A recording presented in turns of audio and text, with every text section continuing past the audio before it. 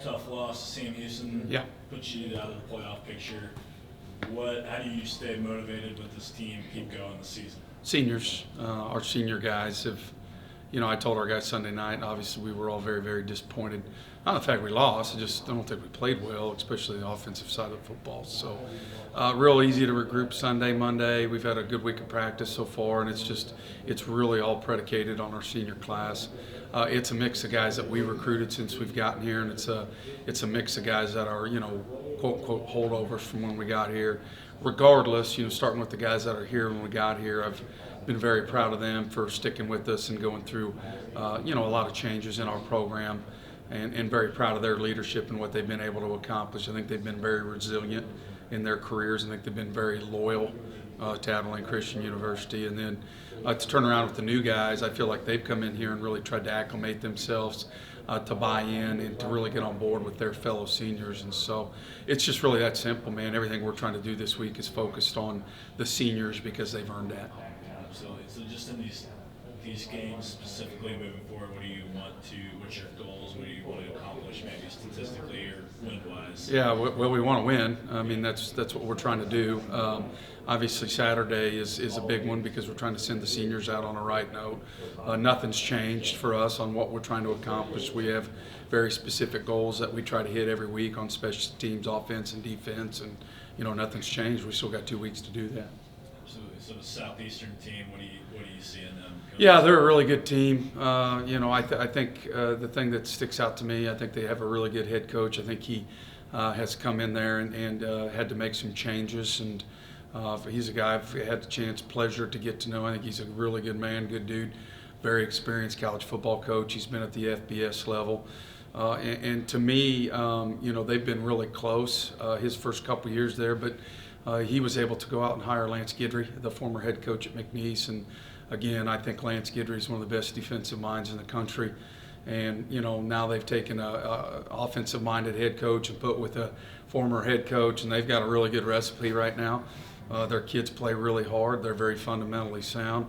They're playing 2 quarterbacks on offense, kind of like us. They have a young man who's a very dynamic passer and can run it, but they also have this short yardage guy they bring in. You'll know it when he comes in. He's a giant. I think he's 6'7". He looks huge. They have playmakers on the outside. They have good running backs. And then Lance has come in and really doing what he did at McNeese, playing a lot of bear, really loading the box, exotic third down packages, and really good blitz packages. And then, flip it over. I think they're really, really fundamentally sound on special teams. And, to do what they did last week, super, super impressive. It's not the fact that they won on the road. It's the fact they won 34-0 against, obviously, the best team so far in the Southland Conference, and that's Central Arkansas. So, we've got a big challenge. I think we're up to it. It's senior day. I think our guys are motivated to want to go out on a really high note, and I think our guys just want to.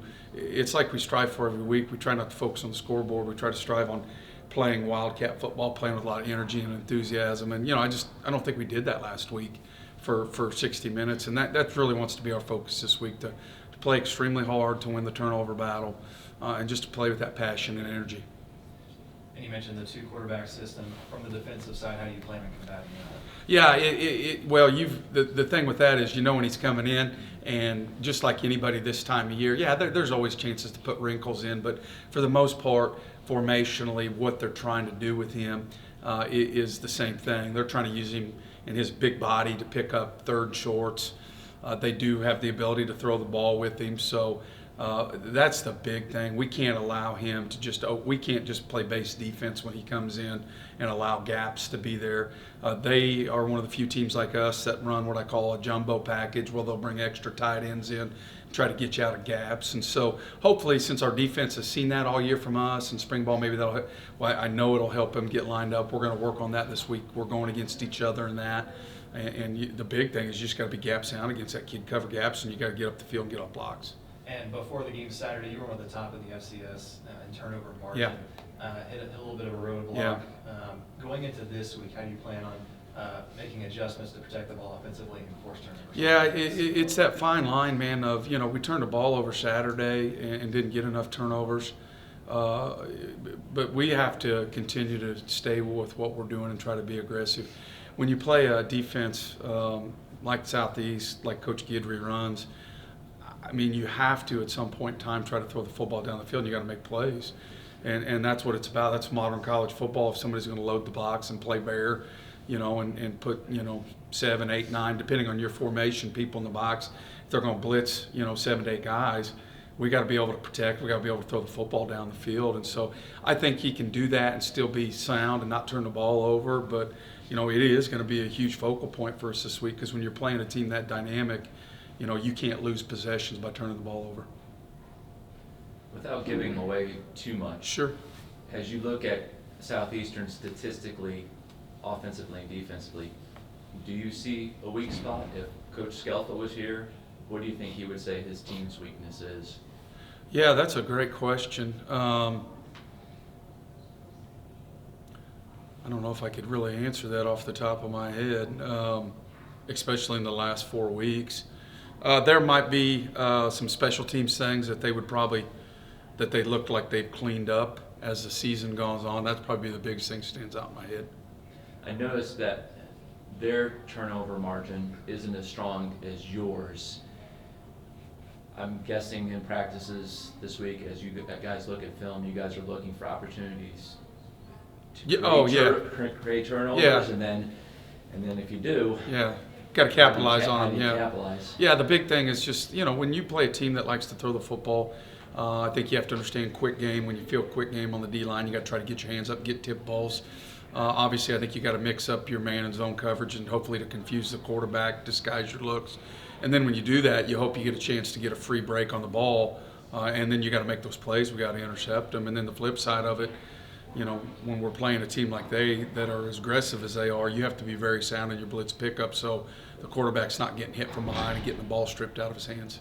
Lastly, we're using a 2-quarterback system, as are they. I feel like I'm seeing an increasing number of teams, with unselfish players like what we have at ACU, trying to make things work. Do you foresee a 2-quarterback system becoming the future of college football, or is this still kind of in its gimmick phase? I don't foresee it being the future. Me personally, I think there's a lot of selfish kids across the country right now. If you go look at the portal, it's full of quarterbacks, and so I'm very proud of the 2 kids we have. I'm proud of all our quarterbacks, but I'm really proud of the kids we have, because all they care about is winning and doing what's best for us. But to answer your question, honestly, no, I don't foresee that being something in the future, because I just don't think a lot of quarterbacks have that mindset.